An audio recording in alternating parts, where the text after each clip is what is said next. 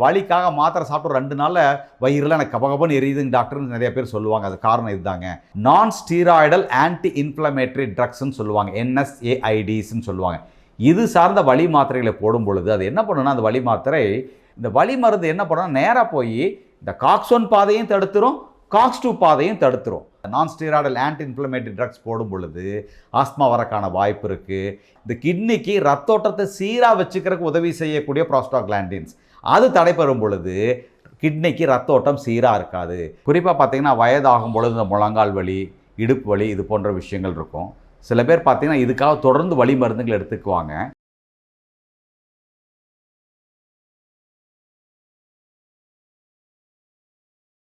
வலி மாத்திரைகள் எடுத்துக்கிறது நல்லதா இல்லை கெடுதலா அப்படிங்கிற தலைப்பு தான் இன்றைக்கி நம்ம பேச போகிறோம். பொதுவாக பார்த்தீங்கன்னா இன்றைக்கி எல்லாருக்குமே ஏதோ ஒரு காரணத்தால் உடம்புல வலி வந்துட்டு போகிறது சகஜமான ஒரு விஷயம். குறிப்பாக பார்த்தீங்கன்னா வயதாகும் பொழுது இந்த முழங்கால் வலி, இடுப்பு வலி இது போன்ற விஷயங்கள் இருக்கும். சில பேர் பார்த்தீங்கன்னா இதுக்காக தொடர்ந்து வலி மருந்துகள் எடுத்துக்குவாங்க. இதில் மிக மோசமான விஷயம் என்னென்னு பார்த்தீங்கன்னா, ஒரு மருத்துவரின் ஆலோசனை இல்லாமல் வலிக்காக தாங்களாகவே போய் ஒரு மருந்து கடையில் வலி மாத்திரை ஒன்று கேட்டு வாங்கி சாப்பிடுவாங்க. அந்த வலி அவங்களுக்கு குறையும் போது தொடர்ந்து அந்த வலி மாத்திரை சாப்பிட்டே ஒரு பழக்கப்படுத்திக்குவாங்க. இது தொடர்ந்து ஒரு மருத்துவர் ஆலோசனை இல்லாமலே இப்படி தொடர்ந்து மருந்து எடுத்துகிட்டு இருப்பாங்க. இப்படி வலி மருந்துகளை தொடர்ந்து எடுத்துக்கிறது நல்லதான்னு கேட்டிங்கன்னா கண்டிப்பாக நல்லது கிடையாதுங்க, கெடுதல். வலி மாத்திரையை போடுறோம். பொதுவாக பார்த்திங்கன்னா நம்ம போய் வலி இருக்குன்னு போய் ஒரு மருந்து கடையில் மருந்து கேட்டு நம்ம வாங்கி வலி மாத்திரையை போட்டுக்கிறோம். குறிப்பாக நான் ஸ்டீராய்டல் ஆன்டி இன்ஃப்ளமேட்டரி ட்ரக்ஸ்ன்னு சொல்லுவாங்க, NSAIDஸ்ன்னு சொல்லுவாங்க.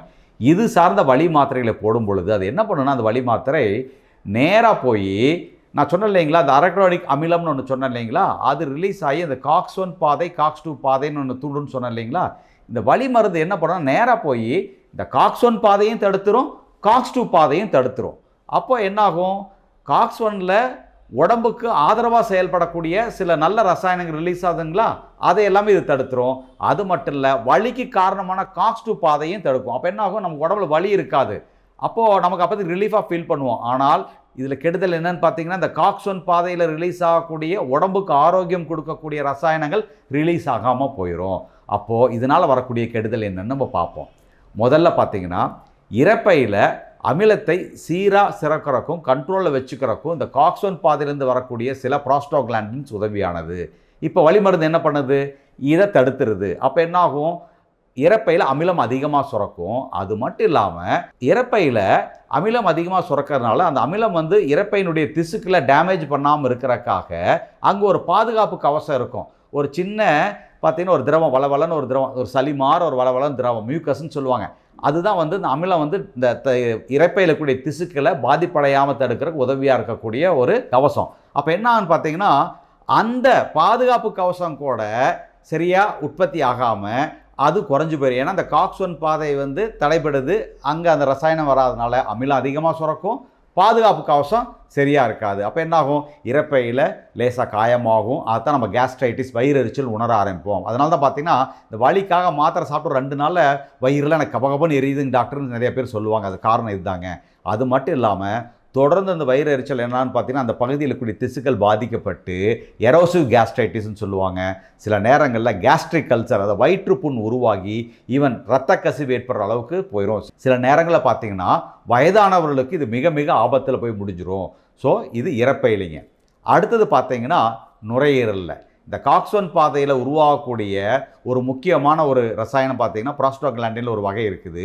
அது என்னன்னு பார்த்தீங்கன்னா, நுரையீரலில் இருக்கக்கூடிய மூச்சுக்குழல்கள் நல்லா சுருங்கி விரிய தன்மையை பாதுகாக்கிறது அதனுடைய வேலை. குறிப்பாக நல்லா ரிலாக்ஸ்டாக அந்த ப்ராங்கியல்ஸ்ன்னு சொல்லக்கூடிய ப்ராங்கைன்னு சொல்லக்கூடிய அந்த விஷயத்தை, டியூப்ஸை நல்லா ரிலாக்ஸாக வச்சுக்கிறதுக்கு இந்த ப்ரோஸ்டாக்லாண்டின் தேவை. ஆனால் இந்த COX-1 பாதை தடைபடும் பொழுது, வலி மருந்தால் தடைபடும் பொழுது என்னான்னு பார்த்தீங்கன்னா, இந்த மூச்சுக்குழல்கள் நல்லா ரிலாக்ஸ் ஆகாது, அது ஸ்பேசம் ஆகும், சுருங்க ஆரம்பிக்கும். அப்போ குறிப்பாக ஆஸ்மா இருக்கக்கூடியவங்களுக்கு வலி மருந்து போடும் பொழுது, குறிப்பாக இந்த நான் ஸ்டீராய்டல் ஆன்டி இன்ஃப்ளமேட்டரி ட்ரக்ஸ் போடும் பொழுது ஆஸ்மா வரக்கான வாய்ப்பு இருக்குது. ஸோ இல்லை ஆஸ்மா இருக்கக்கூடியவங்களுக்கு அந்த ஆஸ்மா ப்ரெசிபிட் ஆகிறதுக்கான வாய்ப்பு இருக்குது. இது ஒன்றுங்க. அடுத்த பாதிப்பு எங்கேன்னு பார்த்தீங்கன்னா, மிக மிக முக்கியமான ஒரு உறுப்பு. தொடர்ந்து வலி மருந்து சாப்பிட்டால் கிட்னி கெட்டு போயிரு நிறைய பேர் சொல்கிறாங்க இல்லையா, அதுக்கான காரணம் தான் இப்போ பார்த்தீங்கன்னா நான் முன்னாடியே சொன்ன மாதிரி இந்த வலி மருந்து என்ன பண்ணுது, இந்த காக்ஸ்-1 பாதையை தடை செய்யுது. இந்த காக்ஸ்-1 பாதையை தடை செய்யும் பொழுது அங்கே உற்பத்தியாகக்கூடிய ஒரு கிட்னிக்கு உதவியாக இருக்கக்கூடிய ஒரு ப்ராஸ்டாகிளாண்டின் உற்பத்தி ஆகாமல் தடைபெறும். அப்போ என்னான்னு பார்த்தீங்கன்னா இந்த ப்ராஸ்டாகிளாண்டின் தான் இந்த கிட்னிக்கு ரத்தோட்டத்தை சீராக வச்சுக்கிறதுக்கு உதவி செய்யக்கூடிய ப்ராஸ்டாகிளாண்டின்ஸ். அது தடைபெறும் பொழுது கிட்னிக்கு ரத்தோட்டம் சீராக இருக்காது. கிட்னிக்கு ரத்தோட்டம் சீராக இல்லைன்னா என்னாகும், அங்கே வேலை செய்யக்கூடிய நெஃப்ரான்னு சொல்லக்கூடிய கிட்னியினுடைய அடிப்படை அணுக்கள் டேமேஜ் ஆகும். டேமேஜ் ஆகும்போது என்னாகும், ஆரம்பத்தில் கொஞ்சம் கொஞ்சமாக டேமேஜ் ஆகும்போது ஒன்றும் பிரச்சனை இருக்காது. ஆனால் தொடர்ந்து வலி மருந்துகள் எடுத்துக்கும் பொழுது, தொடர் டேமேஜ் ஆகும் பொழுது கிட்னி கோளாறு வரும். ஒரு கட்டத்தில் கிட்னி ஃபெயிலியர் வரும். பல நேரங்களில் கிட்னி ஃபெயிலியருக்கு ஒரு முக்கியமான காரணம் பார்த்தீங்கன்னா அந்த தொடர் வலி மருந்து எடுத்துக்கிறது தான். ஸோ அது காரணம் கிட்னி ஆரோக்கியம் வச்சுக்கக்கூடிய ரசாயனம் தடைப்படுறதுனால கிட்னி கெட்டு போயிருங்க. ஸோ என்ன நேயர்களே, இப்போது உங்களுக்கு பார்த்தீங்கன்னா வலி மருந்துகளுடைய ஆபத்தை நீங்கள் புரிஞ்சிருப்பீங்க.